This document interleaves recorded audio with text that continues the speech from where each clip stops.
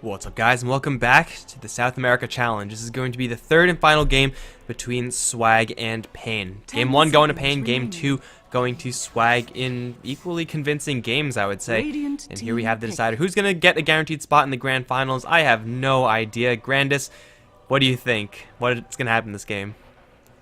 I think a lot of it's going to come down to the draft and how they're able to execute, as it always does. I mean, that seems so cookie cutter, but really it kind of showed in the first couple of games.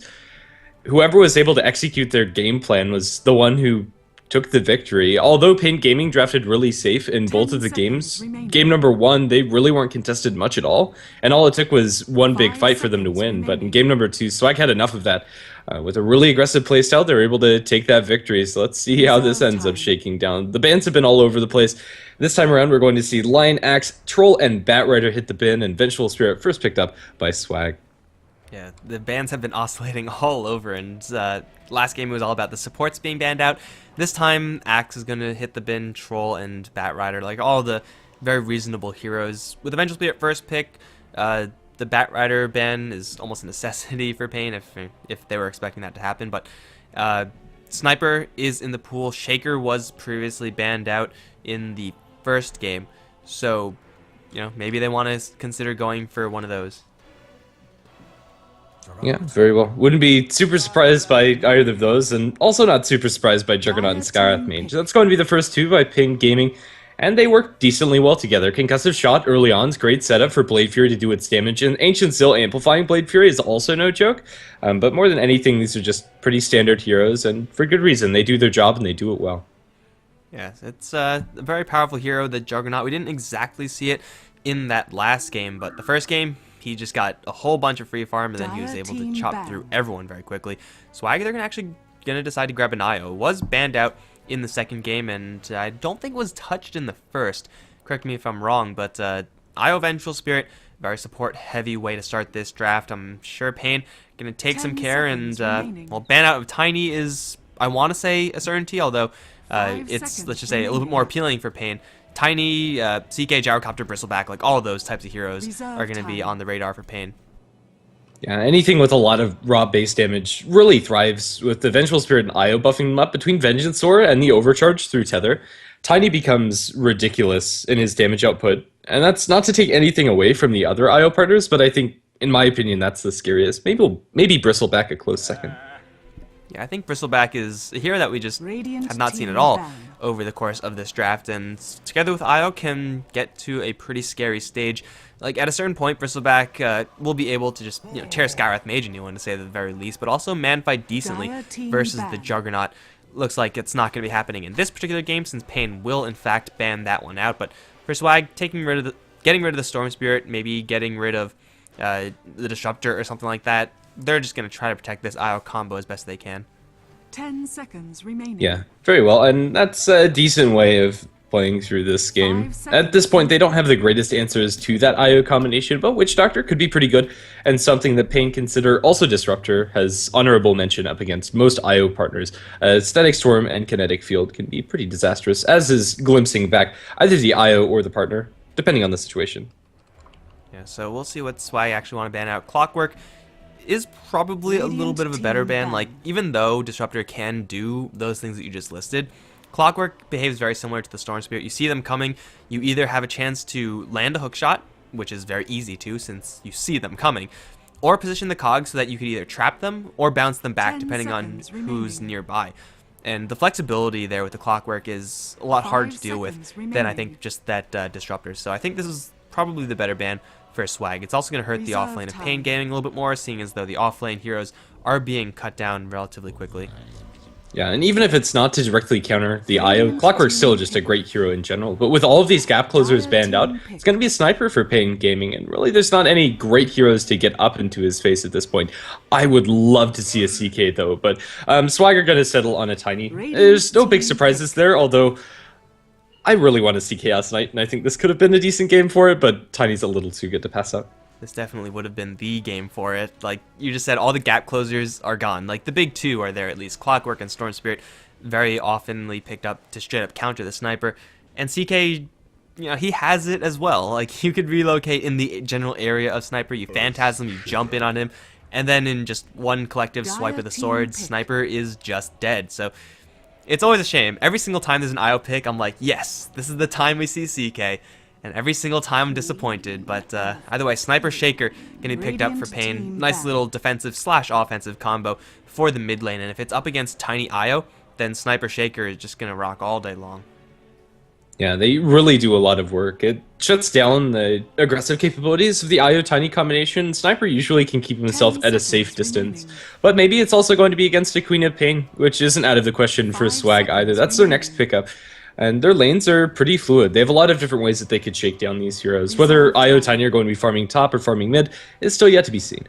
Well, either way, there's probably going to be a lot of stacking going on in the Swag jungle from that IO or maybe from whoever else they decide to pick up as their last hero. But it's going to be something that Pain have to keep their eyes open for. Their ability to roam, though, with Shaker Scarith Mage is going to be a severe threat. If they roam into a lane, Juggernaut or Sniper will easily be able to follow up with those 2 crowd control effects from the silence and the stun.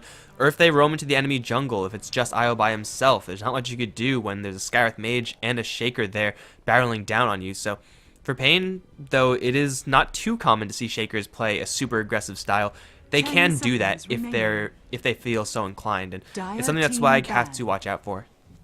Last ban coming in from Pain is going to be Broodmother. At this point, they don't have any great ways to deal with the Brood except for Earthshaker, and that doesn't come online until a long time. And even though Echo Slime's amazing against Brood, inside lane, Broodmother can do a lot against the Earthshaker and get pretty easy kills on the supports, and more than anything, probably just a hero they don't want to play against. Phoenix is also going to hit the bin, and that's pretty much all of the offlaners gone, I want to say, that are seen frequently. Both teams are lacking that position.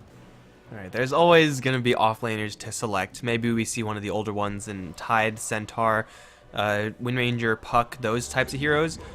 Or an Enigma. That's pretty interesting. That's like, when I said old offlaners, I didn't mean that old. Like, that's a really old offlaner. Yeah, like, it's not seen very often. There's a couple of teams every once in a while that do run it, but how's it going to fare this game, I wonder? The Queen of Pain has decent clear for the Eidolons, but early on, Enigma can do pretty well in that lane. And for the most part, it is probably going to be 1v1 or 1v2. Not a great amount of pressure they can put towards the Enigma. Maybe Pain Gaming can even get away with going for the jungle Enigma and giving some farm to the Scarith Mage or Earthshaker. That couldn't be terrible, or wouldn't be terrible either. The pick for Swag is going to be the Tidehunter, so we are going to fall back on some offlane picks that haven't been seeing a lot of play as of late. But not to say that they aren't good. Ravage and Black Hole are wonderful skills. Yeah, the Tidehunter is perfectly reasonable for the Swag side. It's very safe, and it's maybe not the strongest hero in the metagame, and it's like, oh no, you're not picking ideally or whatever, but there weren't really many options left. I want to say that Pain Gaming were thinking, like, at a certain point of, okay, well, we know that the offlane is going to be bad for whoever goes there. We might as well grab a good hero that's going to be able to contribute regardless of that fact. And Enigma is, first of all, able to handle the offlane semi-decently, but also versus an IO combination, there's nothing worse than relocating straight into a black hole. And if Tavo is anywhere near that relocate spot, then it's so very easy for him to land. Assuming, of course, that Swag don't instantly disrupt it with their Revenge and Ravage now. It's not going to be impossible to see that, but if Tavo gets a black hole on that relocate, just taking those 2 heroes out of the fight for however long the black hole lands is going to be value in and of itself. But that's enough about that for now. Pain, they are going to be on the Radiant. We got King RD playing the Earthshaker. ADR going to be handling that Sniper with Tavo on the Enigma down towards bottom. Baga is on the Scarith Mage, at least HFN on the Juggernaut has already spun. Looks like out of defensive necessity. Yeah, it was an aggressive move coming out from his Swag, and now without that spin ban, I could be in some trouble, but no, he's going to be just fine. That'll give me time to introduce the Swag lineup. Ned going to be playing on that Tidehunter, and I hear that he's pretty comfortable with. We've seen him a lot on it, but not in recent times. VSW is going to be playing on the Vengeful Spirit. Our IO Tiny is going to be handled excuse me, by Almail on the IO, and Klotz22 on the Tiny. Queen of Pain, last but not least, is going to be played by Suze, running out Swag's lineup. Sude's had an amazing game last time, so we'll see if he can replicate that at all this time. They're going to run, though, ADR and King RD into Klotz and Alamau. We'll just throw a little bit of mana either way, and so it'll be a bounty rune secured both for the Pain side. So a nice sizable advantage for the Pain right off the bat, and up against what could be some pretty dangerous lanes with IO Tiny Venge and the Queen of Pain versus Sniper matchup, they're going to need every single bit of experience that they could get. Maybe a fast bottle on Sniper or something like that, or he's going to get more regen to start things off, actually. It actually looks like they are going to go for an offlane Earthshaker. This is not a great lane for King RD by any means, and he also, while passing Tangas to ADR, accidentally ate a tree, so he's down to 1 Tango when it comes to his regen and 1 Clarity, so he doesn't have a lot of fissures to spam out, and, well, not a lot of health regen either. This lane should be completely on lockdown for Swag, and the best the Earthshaker can hope for is a little bit of experience offered to him, because he does have the fissure block to abuse the creep equilibrium a little bit. That said, the Enigma's jungling away pretty freely, and Taba is going to be pretty happy for it, too, opting for the second point into Midnight Pulse to speed up his jungle rotation a little bit more. There's not going to be too much that Swag could do to stop this Enigma, but at the same time, Swag are going to be pseudo-jungling themselves. The Venge and Io are going to have their hands full, stacking up as high as those camps can get so that either the Tiny or Queen of Pain, or hell, even the Tidehunter, can get that additional amount of gold. The Shaker can't really do too much to disrupt that, and the off-lane Shaker is not commonly seen because he doesn't really have any way of controlling the lane outside of Fissure shenanigans, and that's only going to help him occasionally. He does not have the mana to support constant spam out of Fissure, and seeing as though he's not getting any last hits, he will continuously not have enough mana to support that. So Shaker might get a little bit of experience, but even a Shaker with a little bit of extra experience isn't going to be winning you any games. Over towards mid, ADR is going to get jumped by Soothes. Here comes the IO and VSW. Magic Missile a little bit out of range. VSW even eating tower shots. Enigma and Shaker from around the corner come in and ambush the Venge, and ADR is going to be lucky to get out of there with his life. I think the IO, if he tethered the Venge, that could have been a kill. Yeah, very close call. In the end, it's going to be first blood drawn by Pain. Although nobody actually gets the last hit for it, the gold's going to be split between Sniper Enigma and Earthshaker. So they'll be pretty happy for it nonetheless. At the very least, they don't lose their Sniper, and ADR is going to continue having a pretty alright time. He's even going to steal a couple of creeps from the Enigma, or at the very least, soften them up for him. No, he's just going to take the gold. I guess Tavo, he, as a hero, just jungles fast enough so that he doesn't actually need all of that, so it's not too terrible, but yeah, still awkward to just have your mid lane hero crash the jungle like that. But either way, Sniper's level 4 now, and he is going for a double Wraithband build. This is probably more so for the general bulkiness than anything else, but the Sniper is already packing some serious heat. Boots are going to be incoming next, I'm pretty sure, but ADR is now more or less on par with the Queen of Pain as far as their right-click damage is concerned. So last hitting, ordinarily pretty difficult. Not anymore. Down towards bottom, going to be Arcane bolted and spun down as they find a pretty easy kill. Even though Tidehunter is pretty naturally tanky, the damage coming up from Blade Fury and Arcane bolts is nothing to mess around with. Pain Gaming going to start things off 2-0 at a very early portion of this game. And it's only level 1 spin as well. Like, the HFN Juggernaut could have gotten 2 points in that spin when they went for that kill, but clearly it's enough to get kills on the Juggernaut if they first of all soften him up with those bolts. So HFN most likely just going to keep sticking those skill points into stats, and he'll be happy with it. As long as he has the mana to spin once, he'll be able to get those kills. So 2-0 for Pain, and, well, I mean, this is how the first game started, right? Pain just got off to a really good start. Second game, Swag got off to a really good start. Seems like we may not have a very close game. The previous two were just very stompy. Yeah. At the very least, Swag are going to have tools at their disposal to start fights, even if they're at a disadvantage when it comes to farm. As long as they get levels up for the Tide and the IO, they should be fine. Although Tide is going to struggle with that, and IO too. Haste Rune picked up by Ned. He's forced to grab that himself, or the Scarth Mage would have denied or snagged that up, so Queen of Pain not going to get their hands on it, and I don't think this haste actually means much of anything except for that. Yeah, you can't really go deep onto the Scarth Mage there just because he will be able to get some help from HFN, and he can't really outdamage both of them as Tidehunter, only level 3 right now, versus level 5 Juggernaut, not quite going to happen. But still, the Haste Rune is going to keep him safe. He get a little bit more experience right now, and he is doing decently on the bottom lane. Shaker, not doing too terribly for himself either, but I don't think the Shaker is going to be behaving any different from a regular support Shaker. No, really, I think the only difference is that he is getting more experience, and in fact is beating the Tidehunter in that regard. But where they do differ is that Tidehunter can fall back and farm Ancients at a later date, which he is going to prep for himself. Earthshaker can't really do that, or really jungle at all. It's one of his weaknesses as a support, and that carries through to the offlane as well. Tidehunter's already working with a 3-stack of those Ancients, looking at the camps for Swag in the regular jungle.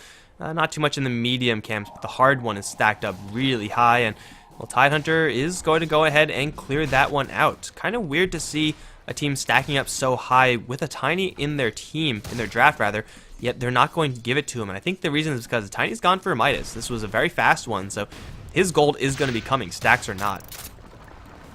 Yeah, and I think this Midas pickup for Klotz is completely fine since he did get it so quickly. Pain. That was Yeah. so slick from ADR. So many assassination cancellations, and the Queen of Pain ended up falling for it. Hook, line, and sinker. Yeah, that was really well played. I was not expecting the sniper to be able to connect with that kill, but in the end, ADR, I don't think there's another way to put it than to say that he outplayed Suits. He's going to be 1 kill richer because of it. A solo kill for Sniper, that's always going to help. His base damage is doing wonders for him right now. They're very even in the mid lane. They're splitting farm almost completely down the middle, though top lane Klotz and Alamo going to try to go for KRD. Avalanche toss going to be delayed by a fissure. Klotz and Alamo both getting caught in the black hole. That'll be the death of the IO, and Klotz is probably going to die as well. For Shaker, that's the best trade you could hope for, and it's going to be Baga to take both of those kills. That probably couldn't have gone any better for Painix, unless the Shaker was somehow to survive, but that just wasn't going to happen. Or at the very least survive a little bit longer so he can get more experience from it. But still, that's a great usage of the first black hole that Swag weren't expecting. The Enigma is well on his way towards his mechanism off of that, and although the Tiny is sitting on a lot of gold, a lot of that's tied up in the Midas as well, and he has a ways to go before he can really be battle ready. Pain are going to find themselves in a nice position where they can start 5-manning and pushing down these towers once the mech is finished up for Tabo, which is very soon to be a reality. The Sniper, he has 3 points in take aim as well, so they'll be able to slowly chip away at towers from a range. And then it's up to Swag to actually make the initiation happen. With the Tidehunter only being level 4, it will be very difficult for them to get in and make that initiation happen, unless someone on Pain steps up a little bit too far, ends up getting hit with an Avatos combo or something like that. But ADR with his extra 3 points in range should not be getting hit by that. And if he does, it's just a straight up mistake. But 5-1 for Pain. A very great start, and uh-oh, that was not supposed to happen. Or was it? Yeah, he doesn't have that much reliable gold, but still, he's going to give his life so that Ned can get level 5. Let's just pretend that didn't happen. 5-1 still is the score, but while Swag are as a team jungling, HFN is farming the bottom lane by himself and taking a tower. Yeah, and he'll be able to do that without much interruption by Swag. They're not equipped to deal with this Juggernaut at this point, especially with the HP pool of the Tidehunter without level 6. HFN's going to get this tower pretty much for free, although Queen of Pain wants to put an end to this. This is very risky. He has an Omni Slash. If she blinks aggressively onto him, he could just turn and kill her in a heartbeat with that Mask of Madness active. So Queen of Pain is playing a dangerous game for now. She was bluffing the entire time, though. She didn't have Blink, so Sue's very lucky to actually live through that. Al now over in the mid lane is going to get demolished by Sniper. Boom. Kind of headshot. I don't know if you could headshot a glowing ball of light like that, but Sniper gets yet another kill. Easy rotation in from the Skywrath Mage as he does hit his level 6 mark, but ADR, he's going to get really big in this game. And a really big Sniper is possible for... Swag are capable of dealing with a really big Sniper, but, I mean, if you can avoid it, you probably should try to. Yeah, definitely so. He's sitting on 1,000 gold on top of the Phase Boots double Wraith Band. And that's really a very scary build at this point in the game. I do like the double Wraith Band. I don't think we see it enough on snipers at this point. It gets him over the hump of his early game, and at this point, he's a very scary hero and just pecking away at Zeus at this point. Although he probably isn't going to be able to kill the Queen of Pain solo at this juncture. If there is any support rotation, a fissure landing from King RD, maybe they can. Juggernaut takes down the tier 1 tower in bottom. He's left alone for just enough time in order for him to accomplish that, as the rest of his team is looking up towards top. Well, the rest of the Swag team are up on the top half of the map. Like, even if they converge up on this top lane, they're going to be fighting into soon a black hole. There is not quite an Echo Slam with the Shaker, but he's very, very close to having that one as well. Plus, with this tier 1 still active, they could bring in the reinforcements if need be. They're going to go for Klotz. There's the Fissure, Concussive, and the Mystic Flare. Klotz is going to slip his way out, but he will turn around for the Avatos, and that will secure his demise. He's probably going to die anyway, so I think that's the correct decision, but for Pain, they throw 3 of their supporting heroes towards the top lane and kill off the enemy carry without any sort of response for Swag, and in the meantime, their 2 carry heroes, ADR and HFN, are going for the mid tier 1. Pain are getting the hero kills and the tower kills in this game. Yeah, there really isn't much going for Swag. The only kill that they've gotten really has felt inconsequential. It was on the Earthshaker in a trade that favored Pain by every stretch of the imagination. We have Black Hole up again for Pain Gaming, and they can look for this last tier 1 tower, I think. There's really not much that Swag can do to contest this. They're still without the Titan to Ravage. Just as I say that, he does take his level 6, so maybe they could make a defense with a TP and Ravage, but the chances are slim to none, especially since they're not even looking for it. Vengeance is the only one close, and VSW is really in a very precarious spot. If she gets caught up by a Fissure, could be the death of the Ven. She's spotted out by King RD, blocked off nicely, and this should be her death. No, trying to TP. Wait, Assassinate will say no, and then Enchant Totem and Arcane Bolt to secure the kill. And that was, as I said, a very awkward place to be. I guess you just don't expect a Shaker to be there. Shaker is going to bail down towards mid lane, where Swag are going to try to make a tower for tower trade. Pain, they have enough to defend this, however. At the very least, try to go for a deny. Here comes Blue, a little bit too slowly, actually, because of that first TP from the Shaker. So it will, in fact, be a tower for tower. And if you're in Swag's position, you're going to be very happy about that. Tiny, or IO Tiny, they will, once they get level 6, be very happy that they have one fewer tower to deal with. Claude's actually going to go for a Helm of the Dominator on the Tiny. I was not expecting this item at all. It's 2,000 gold that could have been put towards an Aghanim Scepter, and I think the Ags increases your farm speed by a lot more. Meanwhile, up towards top, IO going to trade his life for the Sniper in a favorable exchange too. The Queen of Pain getting that last hit as ADR is left alone by his team. Yeah, that was actually just an IO Queen of Pain run up there and engage the Sniper gank. Sniper was going to die, but he was able to turn things around on the very soft IO, get the kill, and deny the IO from that extra bit of experience. So, though it is a kill that Swag are going to be happy to take, it's still not going to be all aces for them, because in the meantime, HFN was just farming. Yeah, the Tiny build is kind of awkward. It almost seems like he's not building items for a Tiny. This is a not Tiny build on a Tiny, so he's still capable of doing some pretty serious damage with Avatos, but Aghanim Scepter is so important as Tiny. Like, it's what helps you to farm up and get to a huge state, and lifesteal, though good, can wait when you have an IO on your team. Yeah.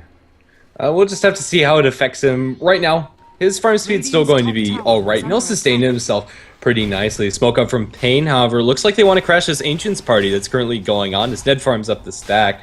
They're a little bit slow in doing this, however. What are they waiting for? It looks like not for much, because they are going to go in looking for the Fissure, canceled out by the Magic Missile as Ned needs to book it. He gets cut off by the Fissure, and now with the Mystic Flare, they'll have more than enough damage. Can they clean up this stack in time? King RD's taking a lot of damage from this stack, and now Queen of Pain's also in the meantime joining the fray. Mask of Madness on Jug as they mop up these big Ancients. Avalanche going to miss onto Tabo. Toss, there is not enough mana for it. Now with the Malefice, they're going to zone out Clots. Everybody else is completely gone as HFN ends up taking out this stack. The Shrapnel as well as Fissure's zoning ability is really paying off for Pain, and this is huge, huge economic damage. Man, it's if, like, Swag weren't on the back foot enough. They lose a good portion of those creeps. I don't actually even know if Tidehunter killed off any of them, maybe a couple of the really weak ones, but HFN and ADR were able to clear out most of it, plus they get 2 kills to boot. That's the perfect position if you're Tidehunter to use that Ravage, but of course you could only use the Ravage if you're not going to get sealed up, and wasn't lucky enough to get a Kraken Shell proc there, so was just destroyed. And Pain, they deny a whole bunch of creeps there, while at the same time getting a whole bunch of gold from killing off those Ancients, get 2 kills and a tier 2 tower. This game is just coming up Pain, and Swag, they still have ways to fight back, at least in this game. Like, it's not like last game where Pain were completely behind and had no way of recovering. Swag have a Ravage, they have a Sonic Wave, they have a Tiny. Even though they may be behind right now, they're not out of it until their Ancient blows up. I think one of their biggest issues right now is that the Wisp doesn't have level 6, and they don't have potential for relocates, which is really hurting their team. At 14 minutes in, this IO is incredibly underleveled, as is the Venge. Really, supports have been the ones suffering for the team, as they've been trying to give as much room as possible to the Tidehunter, Queen of Pain, and the Tiny. And those heroes just haven't been doing enough. Queen of Pain still can't put out a lot of damage. In fact, she's well on her way towards her Orchid, but the Tiny going for, is this a BKB build? I mean, it's not impossible to see him just move this Ogre Club into an Aghanim Scepter, but I can't really imagine why you would go for this build. Like, the specialty of Tiny is his ability to get that cleave, and the Aghanim Scepter upgrade for his grow, though it is okay to get it a little bit later. The faster you get it, the better. I don't know, what are your thoughts? Do you think it's going to be a BKB? No, I think this is an Aghanim Scepter. If it is a BKB, I think that's a mistake, really. I it might help him fight, and the damage of an avalanche toss combination isn't something that you can underestimate, but it kind of feels like he's shooting himself in the foot. Although Midas and Helm does accelerate your farm by a decent amount, it kind of pales in comparison to the cleave that you're getting from the Aghanim Scepter. I don't know, maybe it's just because we haven't seen very many tiny builds that aren't Ags Rush or drums into Ags, but although it was okay with the Midas, I think the Helm, and especially if he doesn't go for the Aghanims next, is probably suboptimal, and it'll delay his impact in this game. Well, he's going to need a lot of help from his Io friend, but we already mentioned the fact that Io isn't really getting a whole bunch in the way of levels. If there was maxed out overcharge, then yeah, BKB would be pretty terrifying. Just punch things with huge amounts of lifesteal. You'll be really unkillable then. But that's just not the case right now for Swag. They're going to take down a tower up on top lane. Toss might be able to secure it. It's just in range. With that creep, Tiny will take a tower down, and well, for Swag, beggars can't be choosers. They're going to be happy with that, but it will not be for free. It's a tier 1 for Roshan trade. Kloss being hit with the Necro Slam over towards mid. King RG almost going to do it by himself. Tavo now coming in with the Black Hole with Midnight Pulse already on the deck. Alanel is going to give his Lysudes. Doesn't have a blink for another 2 seconds. He will take a lot of damage. Will he get away? Looks like he will, albeit barely. It's still a 2-for-1 in favor of Pain. Yet again, the Shaker gets a better trade. ADR being chased down by VSW. This is all a bluff, though, from the Venge. Who's really chasing who? Looks like ADR realized that it's just the Venge. He'll say, screw it, I'm just going to go ahead and kill her. It's a 3-for-1 plus Roshan, plus at the very least 1 tier 2 tower. This game is getting way out of control for Pain. HFN even going to dodge the Shadow Strike, then spin his way to freedom. There's a Ravage here. They can't even use it. This game is looking really bad for Swag, and it's not even looking like it's going to get any better anytime soon. No, they need a lot more time, and I think this needs to be a beautiful Ravage from Ned if they're going to do it. He has the blink and maybe the potential to set it up, but anything short of perfect is really not going to cut it, and perfect probably means 3-man plus. Well, Ned is going to make a jump up towards top where he's going to get a stun to the face for his troubles. There is an Observe Ward here protecting the Radiant southern side. Soothes is in the area, but with no Sonic Wave, they can't easily kill off Tavo. Ned now going to get caught out. Omnislash is there onto VSW. Will he jump to the Tidehunter? He won't, but Omnislash is there, or Assassinate there onto Ned is going to bring him very low. Then the follow-up damage. The Ravage, for all intents and purposes, did absolutely nothing. Yeah. It was supposed to maybe get a turnaround onto the Jug, or maybe save the Tidehunter's life, but didn't either. ADR down towards bottom is completely isolated, but they have a hasted Earthshaker. The IO's left completely behind, and will they even get out with their Tiny? He's running over towards the sidelines, trying to get out. He's going to turn with an Avalanche Toss combination, kill off the Earthshaker, but at the cost of his own life, it seems. Inside the Midnight Pulse, he just can't do enough as ADR is kiting him around. He'll go for a couple of punches, and although he does a decent amount of damage, it's not enough. Dominating for ADR. It is, after all, a BKB build for the Tiny. This will help him fight, but Swag needs so much more. At this point, Pain's advantage is getting to the point of being obscene. Yeah, to be fair to the Tiny, I don't think going for an Aghanim Scepter would have really changed how this game was to flow. Suze up towards top is going to man-fight HFN, not what you want to do as Queen of Pain. Now here comes the Skywrath Mage, Mystic Flare for the win. Queen of Pain is going to die to the Skywrath Mage after HFN does most of the damage, 20-4 right now. And Ned on the bottom lane is going to... Okay, sometimes you just got to charge an enemy sniper. Will he go down here? Is there mana on ADR? There isn't, but he has Phase Boots, Yasha, lots of damage. Ned is going to just straight up die. What is going on, Swag? I don't understand. Is it just tilt? Are they just fully tilting now? I really have no idea. Like, between all of these games, like game 2, Pain did not look like Pain, and game 3, Swag did not look like Swag. Like, I really just don't have words for this. It seems that whoever gets off to the better start inside the laning stage will take the victory between these two teams, as they don't seem to be very well equipped to play from behind. Well, you know, usually when you have a Tidehunter and a Tiny and an Io, you're never really out of this game, but I think that only really applies, at least towards the Tiny, when you do have that Aghanim Scepter, because the strength of Tiny in the late game, I mean, yeah, he does a lot of damage per hit, but he needs to be able to farm up a lot as well, and if he doesn't have that, there's nothing really special about him. Yeah, he's hitting for 200 a pop, but he's not really attacking particularly fast, and it's not really that dangerous compared to the Juggernaut, who's attacking, you know, much quicker than the Tiny, even doing a similar amount of damage. So Swag, they need to get some sort of accelerated farm on Klotz. This kind of might be a byproduct of the fact that they gave many of those stacks to Ned, and the Tidehunter just never got off the ground. He used one Ravage in this game, and it did nothing. He does have that Ravage up and ready to go again, so maybe Swag can turn a fight. I think it relies on Pain getting in a really bad position, however, because even though Swag have Ravage, Tavo's sitting on a Blink Black Hole, and that's soon to be BKB'd up as well. It's not over for Swag, but it's looking really grim. They need to do something. Also, Queen of Pain's not a hero that really functions very well from behind. At this point, Sue's solo kill potential is very limited. Yeah, because ADR is going to show that right now. He's going to charge the Queen of Pain and force her out. There's no chance yet for the sniper to get those types of kills solo. I don't think there ever will be. Unless he gets like a Daedalus and just two-shots her or something like that. But yeah, Queen of Pain can't afford to kill this sniper or even engage a sniper. And now Tiny up towards top is going to be very quickly surrounded. This time they have a relocate. Avalanche toss, not quite going to kill off Tavo with the mech there. They'll bring the Tiny to safety. But of course that means the IO is just so many layers of screwed right now. It's still worth it, for sure, but it's not the way that they'd want to be using the relocate. Oh, actually, is he going to survive? No. Giving him false hope. They'll blink back in with the Earthshaker and just smack him down. LMAO is going to end up dying to the Enigma and his Eidolon Army. Blink Dagger up for King RD is a huge tool for Pain that can't really be met. Their supports are so underfarmed. Bottom lane, they're going to try to go for Sniper. Sniper juke to the south, though. That meant Soothe is going to miss his blink, and Venge also used the wave in the wrong direction. Now with the Shaker teleporting in, they'll turn things around and get a very easy kill for ADR. Another smooth move from the Sniper, the first of which being that assassination, I guess, juke out versus the Queen of Pain, but ADR has been playing pretty well, and his score does indicate that. Play well, get rewarded, 9-1-3, and over towards mid, HFN, just playing games with Suze. All of a sudden, Skywrath Mage is going to blink out and be just fine, but man, Swag, they're just dancing on the edge of death right now. Yeah, they really are. The damage potential from Pain is ridiculous. They're playing a dangerous game at this point, Swag, every time that they leave their base. And even inside their base, they're not 100% safe. The Gem of True Sight on the Skywrath Mage is going to be a final measure to really strangle out Swag. At this point, they're almost completely blind. Their vision kind of says it all. At this point, that's all that they see. Well, Tavo, he's going to get jumped by BSW, blink in from everyone and their mom, yet they can't catch the blinking Enigma. HFN now is in the area with level 2 Omni-Slash reinforcement. No real way for Swag to get the kill on this Enigma. The rest of Pain are just farming up right now.